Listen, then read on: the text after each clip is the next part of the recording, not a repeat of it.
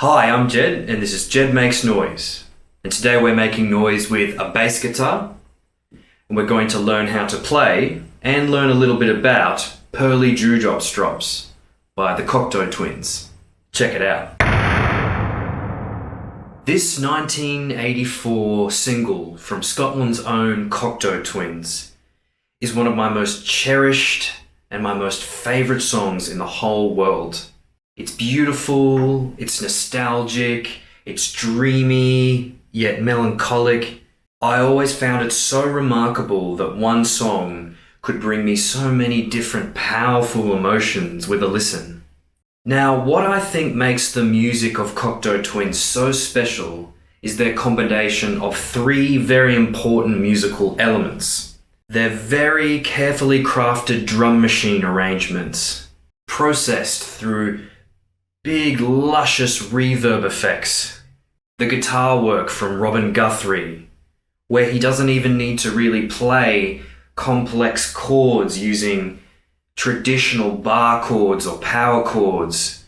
It's all just very unique shapes, fed through reverb, delay, flanger, chorus. He famously really wanted to screw up the sound of his guitar. He doesn't even have to play more than one chord. He can just arpeggiate on a few strings to create this luscious atmosphere. And of course, the beautiful voice of Liz Fraser. She sounds like an angel. Her high soprano is like something from another world, sometimes singing words that are made up or just syllables with no literal meaning. But what I want to look at today is a fourth element, the bass playing of Simon Raymonde. Now on this song in particular, Pearly Dewdrops Drops, he uses a very specific type of bass playing, and that's what I really want to look at. So let's look at his bass parts. Now, in terms of effects, I'm playing through Micro Shift by Sound Toys. That's giving me a real chorused bass sound. I've got the mids cranked a little bit on my Sans amp too, just to really make the instrument sort of stand out in the mix rather than just worrying about the low end. Now traditionally, bass usually just plays one note at a time because as the role of being the solid foundation, that low end of an ensemble, you really want to play low notes to really dictate what the root note of each chord of the song is. When you play two low notes together, it doesn't sound very good. It just sounds very muddy. But what Simon Raymonde did with the bass part of Pearly Dewdrops Drops is made use of the open strings, and then he uses another string to play a melody on top of that. So this is a very specific type of bass playing. We're playing with a pick, and we're making use of some of these open strings, what I like to call the drone strings in this type of bass playing. And then using another string, we're putting a melody on top of that up in the higher register of the bass. So for the verse sections, we're using the open D string,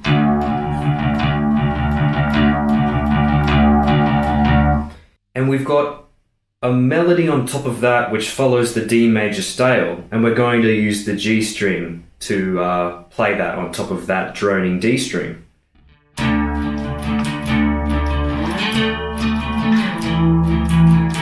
The second part swaps the strings around, so now the G string becomes the droning string,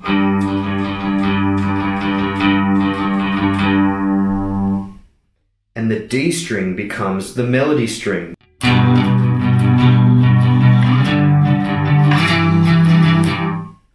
So put those two together and it will sound like this.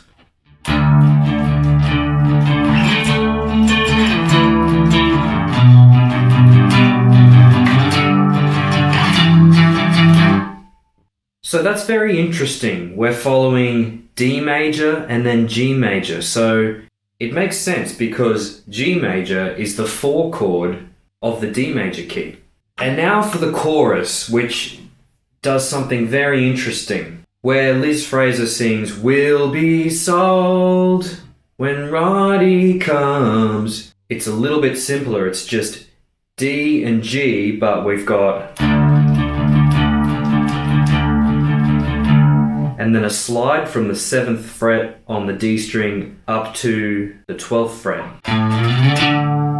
And that's where you swap back to the G drone string. So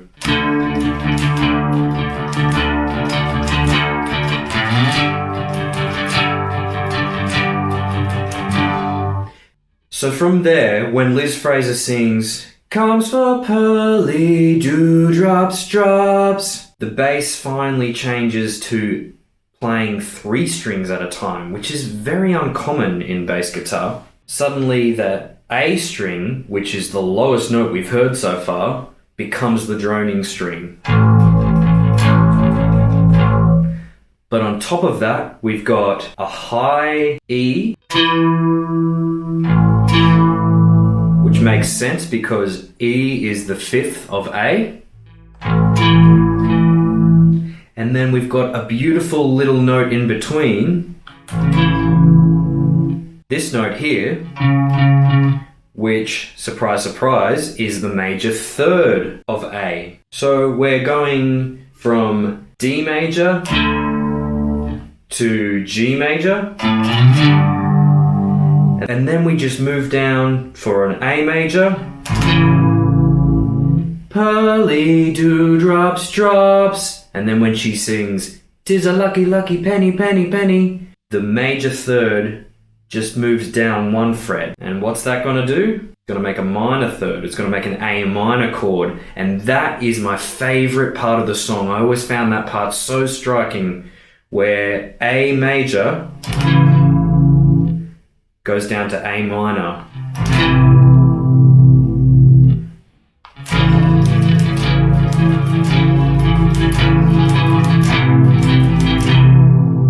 And there's a little bit of a quick move here. See that?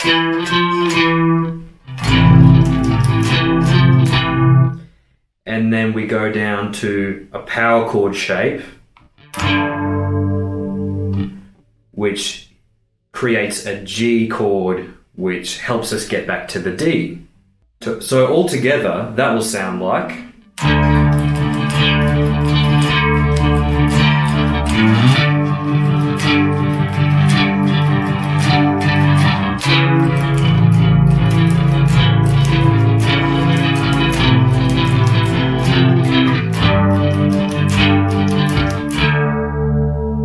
Now, as you can see, this is a very specific kind of bass playing, and you need to make sure that you're not hitting the other strings that you're not using for each chord. Now, you can do that with your pick, but you can also do that with your other fingers. So you need to adjust what fingers you use for each shape. It's kind of more playing the bass more like a guitar now. And as you can see, for a lot of these moments, my thumb is reaching around to mute the E string to stop it from accidentally being hit and creating mud. This is traditionally a technique that we wouldn't use in bass, and I would prefer your thumb to be on the back of the fretboard for traditional bass playing. But in this case, it's a different kind of bass playing altogether, so you do have to make use of what you've got to make it work for you. Now, for the bridge section, it modulates down to a C chord. And what we're going to do here, he doesn't go down and use these low C notes. He stays where he is. And it's basically a high C power chord shape. And then he lowers this 5th down to the major 3rd of the C.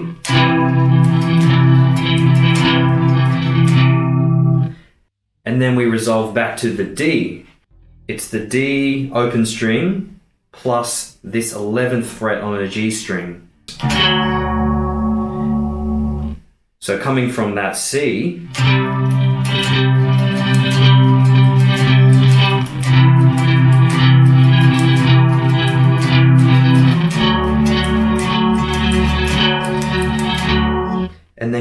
raise this note up to the fifth.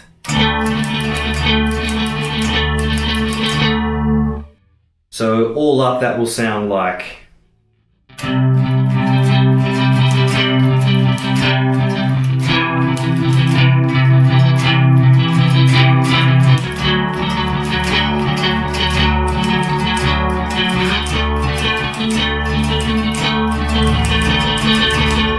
And then we get back to the chorus and we play the chorus out until the fade out.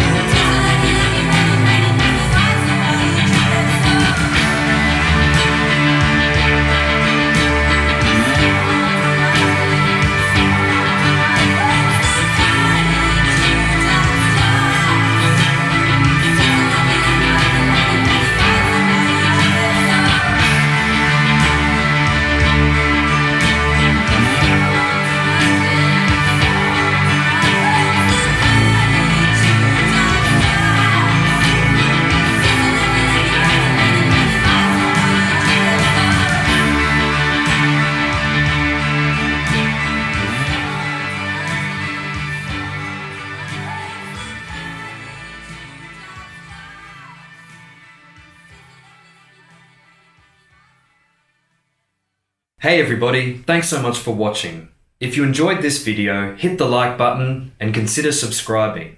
And if you'd like to support me further, head on over to my Patreon page. That's patreon.com/jedmakesnoise. Thanks.